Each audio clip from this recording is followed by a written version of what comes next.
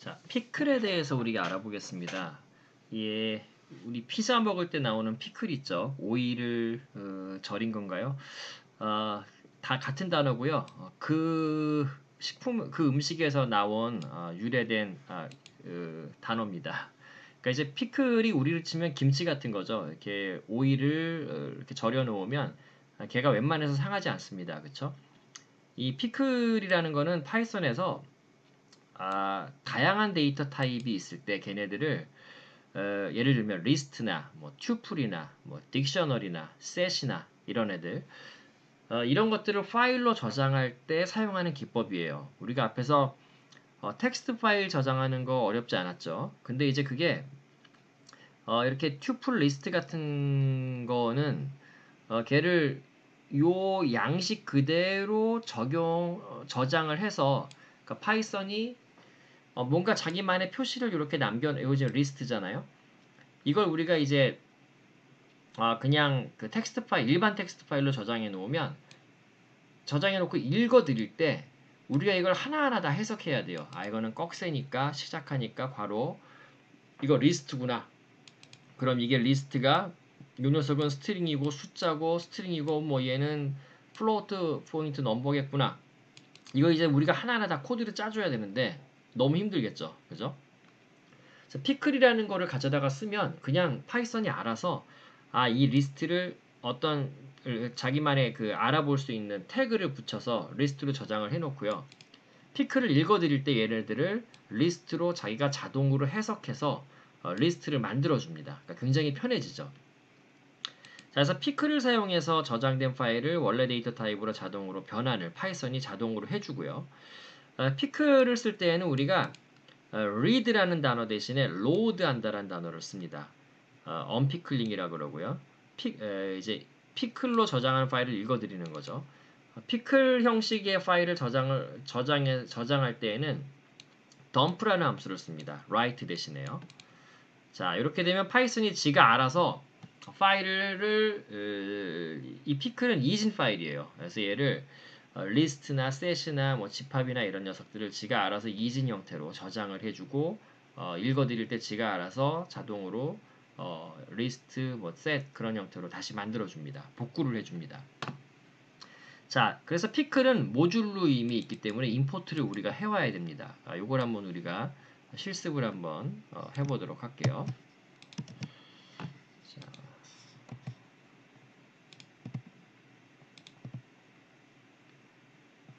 자, 지금 write를 저장을 하고 있죠. 리스트를 만들어서요.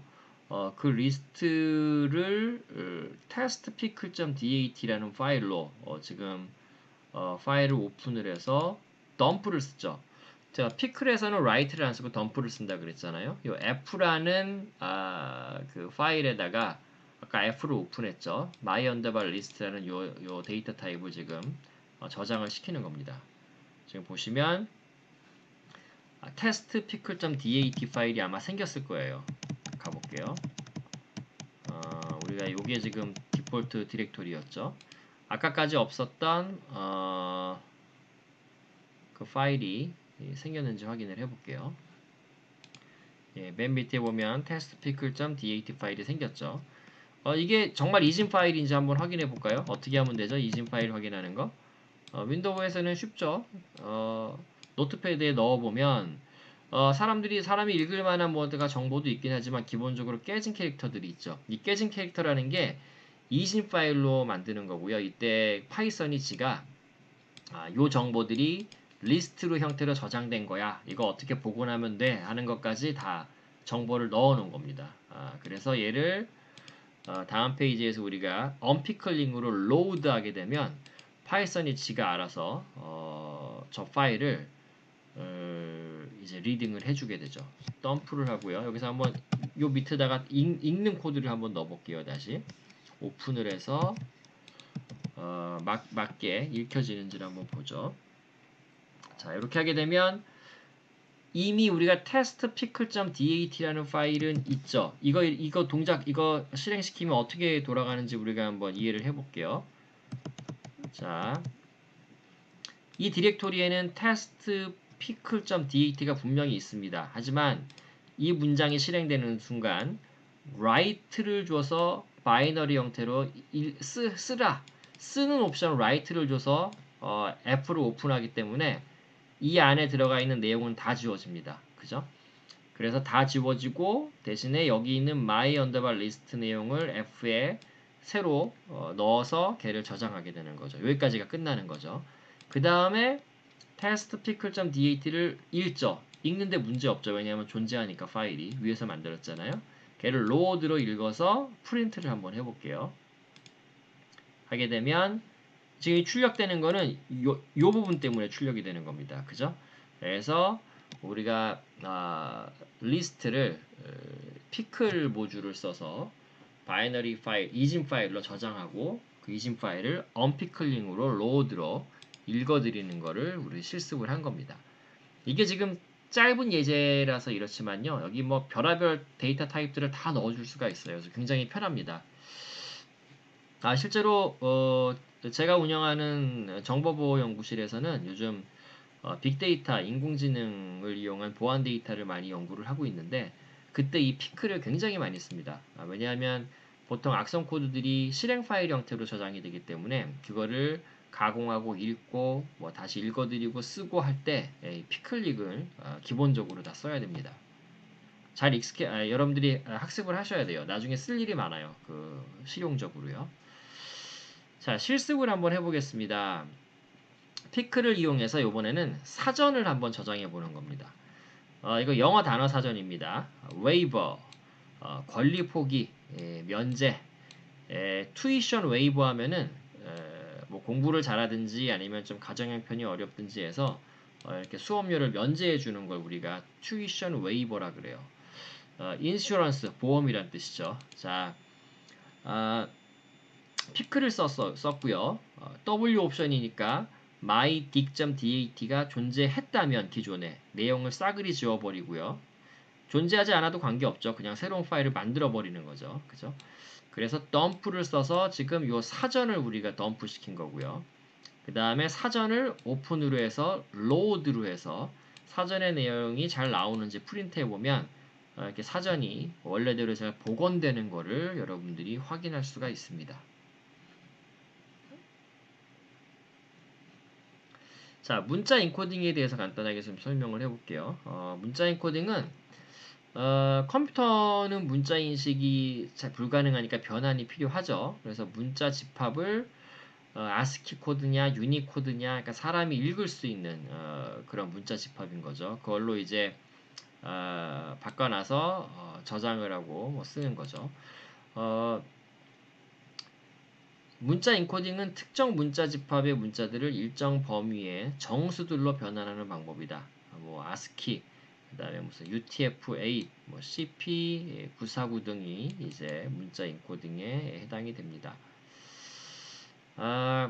파일 처리와 인코딩, 지금 보시면 이진 모드로 파일을 여는 경우에는 바이트 객체가 리턴이 되기 때문에 인코딩이 필요 없습니다. 이거 이진 모드 파일이라는 이거는 사람이 눈으로 직접 볼 수 있는 파일이 아니란 뜻이래요. 텍스트 모드로 파일을 여는 경우에는 스트링 객체가 리턴이 됩니다. 그래서 얘는 이제 인코딩이 이제 필요하게 되는 거고요. 우리가 앞에서 오픈한 다음에 파일 이름 주고요. 그다음에 열기 모드, 그러니까 뭐 W냐, R이냐, A냐 여기 이제 주게 되는 거죠. 그 다음에 옵션을 하나 더 줄 수도 있었어요. 인코딩. 이걸 여러분들이 리눅스에서 실습을 하면 이제 이 옵션을 줘야 윈도우에서 만든 파일들이 깨지지 않고 잘 읽을 수가 있습니다. 기본 값은 한글 윈도우는 CP949로 이제 인코딩이 되어 있고요. 리눅스에서는 UTF-8로 이제 인코딩이 되어 있어서 가령 이제 윈도우에서 만든 파일이 리눅스에서 잘 안 읽힌다 그런 경우에는 이 인코딩 옵션을 오픈했을 때 옵션으로 주게 되면 문제가 해결되는 경우가 많습니다. test.py를 인코딩을 뭐 949 이제 스트링이죠. 949가 이제 CP949로 디코딩하라는 얘기가 되는 거고요. 그래서 파일의 인코딩하고 디코딩하려는 인코딩이 다르면 유니코드 디코드 에러가 발생을 합니다. 잘 안 익히는 거죠. 그래서 CP949는 949로 우리가 표현을 하고요. MS949 또는 UHC 네, UTF-8은 UTF-8, UA 또는 UTF로 우리가 표현을 합니다.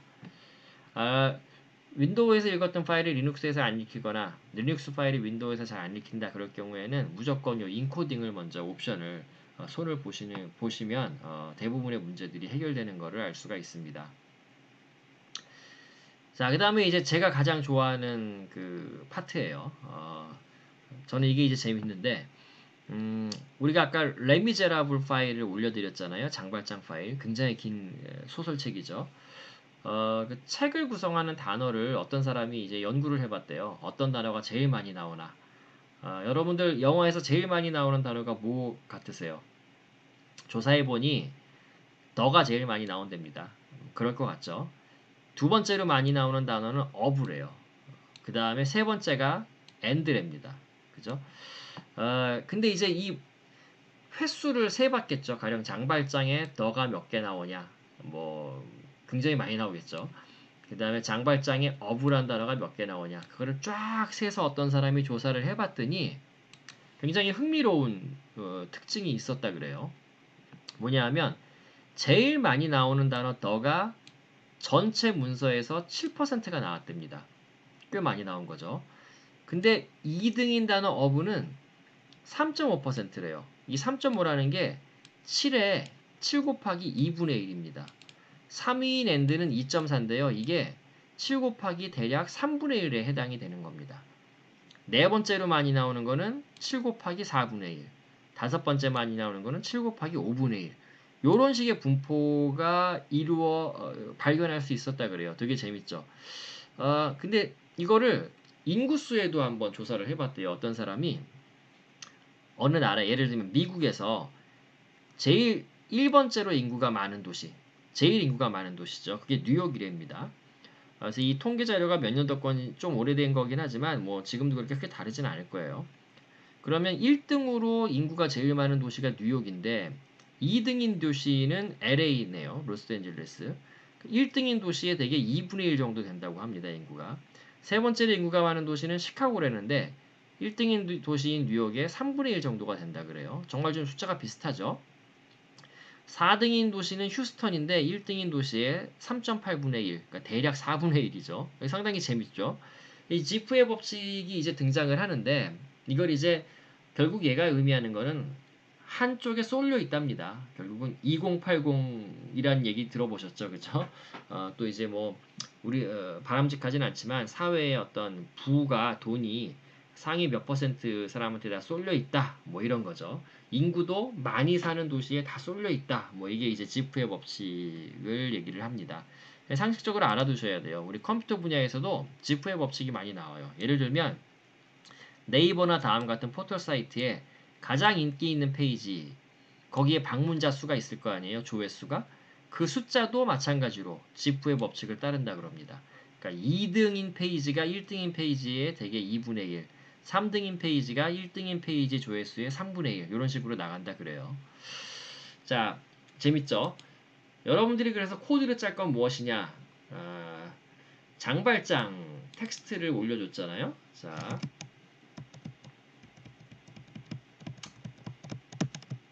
기회가 되면 장발장 책으로도 읽어보시고요. 시간이 없으신 분들은 영화라도 보세요. 굉장히 재미있습니다.